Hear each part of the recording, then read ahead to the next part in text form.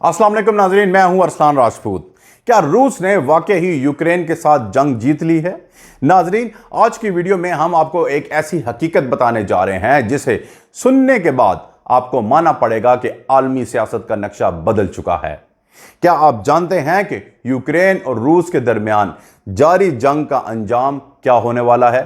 यह खेल अब इस मोड़ पर पहुंच चुका है कि जहां जीत और हार के फैसले सबके सामने आ रहे हैं।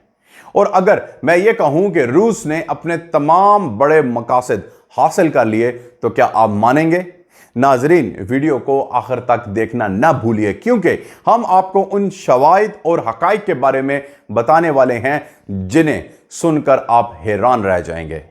वीडियो को लाइक करें, चैनल को सब्सक्राइब करें और बेल आइकन जरूर दबाएं ताकि आपको ताज़ा तरीन अपडेट्स सबसे पहले मिल सकें।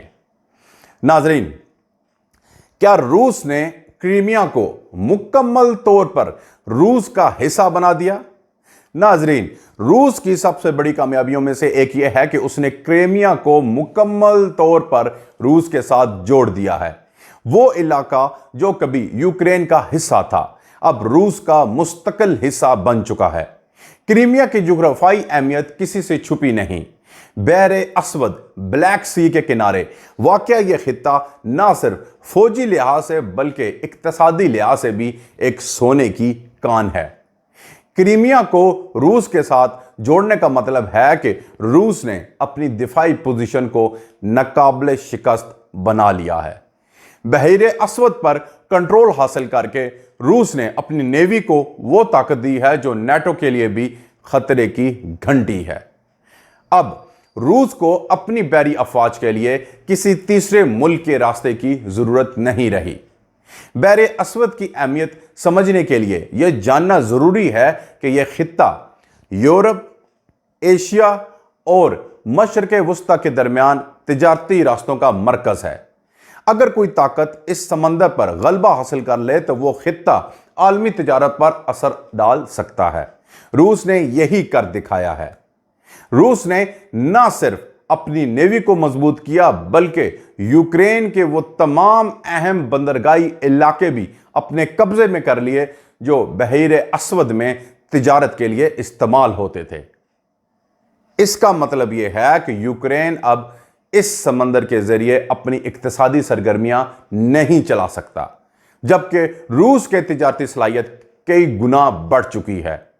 रूस पर लगाई गई मगरबी पाबंदियां बज़ाहिर सख्त थीं, लेकिन हकीकत यह है कि रूस ने इन पाबंदियों को बाईपास करने के लिए नए रास्ते और इत्तेहादी ढूंढ निकाले हैं।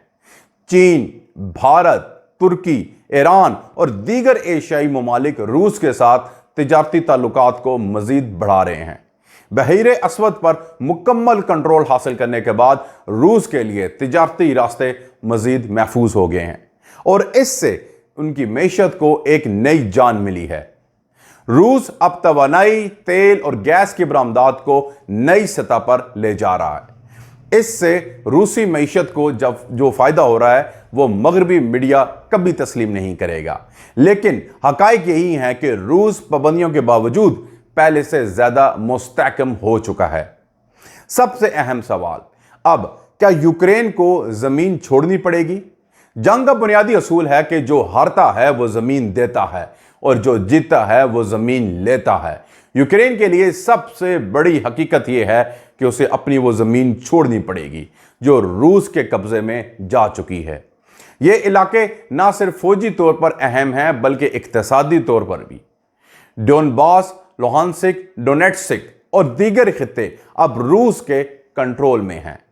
यूक्रेन चाहता है कि जितना मर्जी वो शोर मचाए, लेकिन यह हकीकत है कि रूस इन इलाकों से पीछे हटने वाला नहीं। इसका मतलब यह है कि यूक्रेन को अमन कायम करने के लिए रूसी शराइत माननी पड़ेंगी।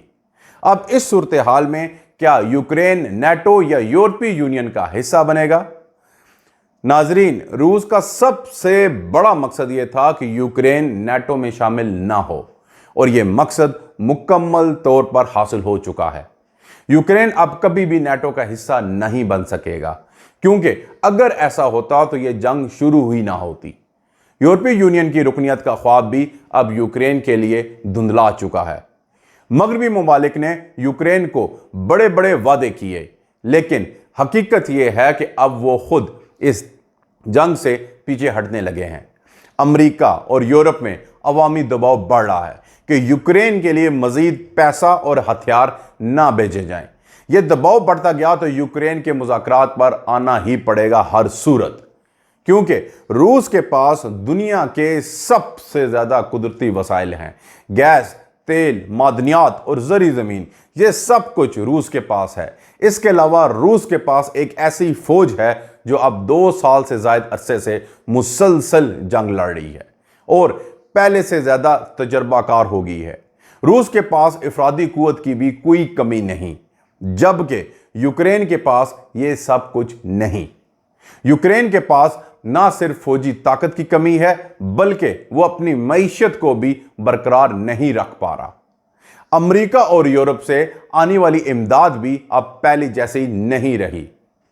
तो अब क्या मगरबी इत्तेहाद में दरारें पड़ चुकी हैं? इस सूरत हाल में यूक्रेन के लिए सबसे बड़ी बदकिस्मती यह है कि उसके बड़े इत्तेहादी अब एक दूसरे के साथ मुत्तफिक नहीं रहे। अमेरिका, बरतानिया, फ्रांस और जर्मनी में इख्तलाफ बढ़ रहे हैं। कुछ ममालिक चाहते हैं कि जंग जारी रहे, जबकि कुछ चाहते हैं कि अमन कायम किया जाए। ये इख्तलाफात यूक्रेन के लिए खतरे की घंटी हैं, क्योंकि जब इत्तेहादी एक पेज पर ना हो तो जंग जीतना नामुमकिन हो जाता है। रूस की फौज ने इस जंग में वो तजर्बा हासिल किया जो दुनिया की किसी और फौज के पास नहीं। जदीद हथियारों के इस्तेमाल, ड्रोन टेक्नोलॉजी, साइबर वॉरफेयर और बैलिस्टिक मिसाइल्स, और इन तमाम में रूस ने हैरत अंगेज महारत हासिल की। यह वो ताकत है जो मुस्तकबिल में किसी भी मुल्क के लिए खतरा बन सकती है। यूक्रेन अब एक ऐसे मोड़ पर खड़ा है जहां उसके पास बहुत कम ऑप्शंस रह गए हैं। या तो वो रूसी शराइत मानकर अमन कायम करे या फिर मजीद तबाही के लिए तैयार हो जाए। रूस के लिए वक्त गुजरने के साथ साथ सूरत हाल बेहतर होती जा रही है, जबकि यूक्रेन के लिए वक्त अब एक दुश्मन बन चुका है। आखिर में सबसे बड़ा सवाल यह है कि क्या दुनिया ने यह हकीकत मान ली है? मगरबी मीडिया चाहे जितना भी प्रोपेगेंडा करे, लेकिन हकीकत यह है कि रूस ने अपनी जंगी हिकमत अमली के जरिए दुनिया को हैरान कर दिया।